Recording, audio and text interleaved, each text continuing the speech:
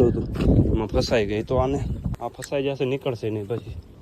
તો જય શ્રી રામ બધા ભાઈઓને સ્વાગત છે આપણા નવા દિવસના નવા બ્લોગમાં. અત્યારે ભાઈ પાણી ભરી નાખ્યો છે ટપમાં. હવે ભાઈ હું જાઉં છું ભાઈ વાડીએ ભેંસ બાંધેલી છે તો એને છોડતા આવીએ અને પછી પાણી પીવડાવી દઈએ. તો અત્યારે બપોરના 12 વાગે છે ભાઈ. થોડોક લેટ બ્લોગ ચાલુ કર્યો છે તો ચાલો આપણે ફટાફટ જઈએ વાડીએ.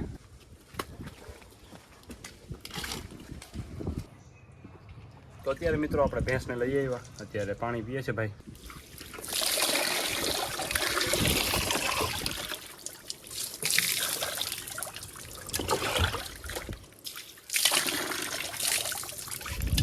તો અત્યારે મિત્રો સાંજ પડી ગઈ ને આપણે આવી ગયા છે ભાઈ વાડીએ, કારણ કે વहाँ રોપા ઓલા જે બધા લાવ્યા હતા એ વાવવાનું ચાલુ છે. તો આપણે ત્યાં જઈએ, બધા પરમ મિત્ર ને બધા છે જો સામે.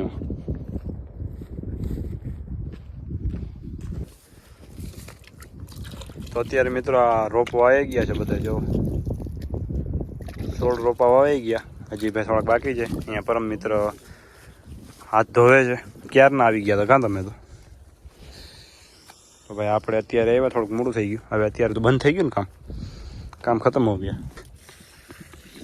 પાણી નાખે છે, જો ધર્મનું કામ કરે છે. તો આજે મિત્રો છે બીજો દિવસ અને અત્યારે ભાઈ વાડી આવી ગયા છે. જો હવે અત્યારે જઈએ છે ભાઈ ભેંસને આ સામે બાંધેલી છે પાણી પીવડાવવા માટે. તો ખાડામાંથી ભરીને ભાઈ પીવડાવી દઈશું. બાજુમાં ખાડો છે, વરસાદનો પાણીથી ભરેલો છે. તો કાલે તો કાંઈ એટલો બ્લોગ બનાવ્યો નહોતો લાંબો, તો આજે ભાઈ મેં વિચાર્યું કે સાંજના અપલોડ કરી દઈશું, પણ બ્લોગ કંઈક મજા આવે એવું બનાવીએ. તો ચાલો જલ્દીમાં પહોંચી જઈએ આપણે ખાડા ઉપર અને પછી ત્યાં જઈ અને આપણે ભેંસને પાણી પીવડાવીએ. હા ભાઈ ખાડો ભરેલો છે, પાછો વરસાદ આવ્યો એમાં ભરાઈ ગયો. એકવાર તો સુકાઈ ગયો હતો પણ પાછો ભરાઈ ગયો છે. આમ જોવા પાણી થોડાક જ દિવસમાં પાણી છે ને પાછો ઉતરી જશે. અને ભાઈ ઘણા બધા લોકો કહે છે કાચબો ક્યાં ગયો. ભાઈ કાચબો તો અમને ખબર નથી ક્યાં ગયો, ગાયબ થઈ ગયો છે અચાનક. ખાડામાં નથી, વहाँ કૂવામાં નથી, તો ડાયરેક્ટ ખોવાઈ જ ગયો છે. આ બે ખાડામાં એકમાં નથી. આમાં પગલા તો હતા પણ કાચબો ક્યાંય દેખાતો નથી. જોતા ખાલી કેમ મસ્ત પાણી ભરેલો છે, નાવાનું મન થાય છે આવું પાણી જોઈને. ડાયરેક્ટ આમાં કૂદકો મારવાનું મન થાય છે. સામે ભેંસને છે ને ખબર પડી ગઈ, જો પાણી પીવડાવવા જ આવીએ.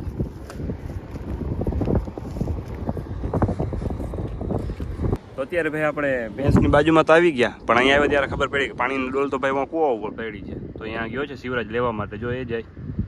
તો ભાઈ એ આવે પછી આપણે આ ખાડામાંથી પાણી ભરી અને આપણા કાલુને પીવડાવી દઈએ. તો અત્યારે તડકો ધીરે ધીરે પાવર વધારતો જાય છે. બપોરનું ટાઈમ થાય છે, 1 વાગી ગયો છે. 1 વાગ્યો છે, કેટલો વાગ્યો? 1 વાગ્યો છે. તો અત્યારે ભાઈ શિવરાજ ડોલ લઈને આવે છે બાજુમાં. આપણે આમ બંગાળની ખાડીમાં ઉતરી જઈએ અંદર, કારણ કે પાણી ભરવું પડશે.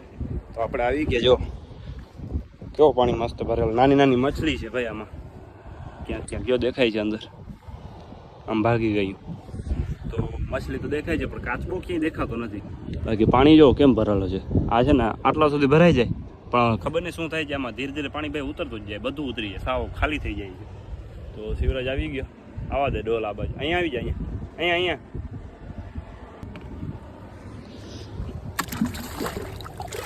તો ફાઇનલી મિત્રો પાણી ભરાઈ ગયું.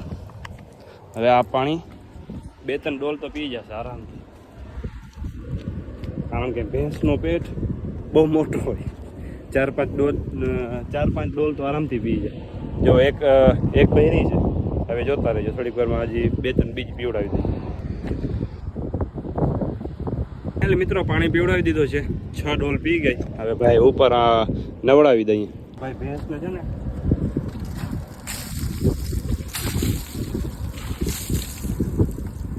નવડાવી દેવું જરૂરી છે, કારણ કે તડકામાં બિચારી આમ બ્લેક કલરની છે તો આખી તપી જાય. તો ચાલો હવે આપણે જઈએ ઘરે, ડાયરેક્ટ ઘર ભેગા થઈ ગયા. તો ભાઈ એક ભેંસને તો પાણી પીવડાવી દેવા. હવે બીજી ભેંસને લઈને જઈએ છીએ ઘરે. છોડી છે તો આ શિવરાજભાઈ ઊભો છે. ભેંસ ફસાઈ ગઈ છે અત્યારે. આમ જો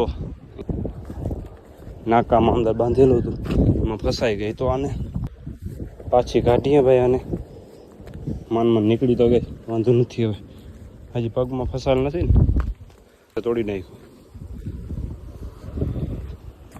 અહીંયાથી શિવરાજે ખોલી નાખ્યું તો આ બાજુ જઈ અને આપણે પાછું અહીંયા જેમ હતું એમ કરી નાખીએ. ઘરે આવી ગયા. જો આ વાટ જોઈને બેઠી છે, વાટ જોઈને ઊભી છે. દરવાજો ખુલે એટલે અંદર આવી છે ને, સમજવું એ. હવે જશે ડાયરેક્ટ આ બેરલમાં પાણી પીવા માટે. જો રસ્સો ફસાઈ જાય છે.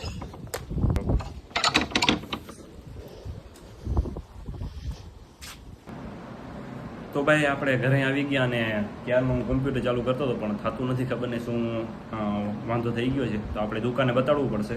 તો ચાલો મિત્રો, આજનો બ્લોગ તમને પસંદ આવ્યો તો લાઈક, શેર, કોમેન્ટ અને સબસ્ક્રાઈબ કરી નાખજો.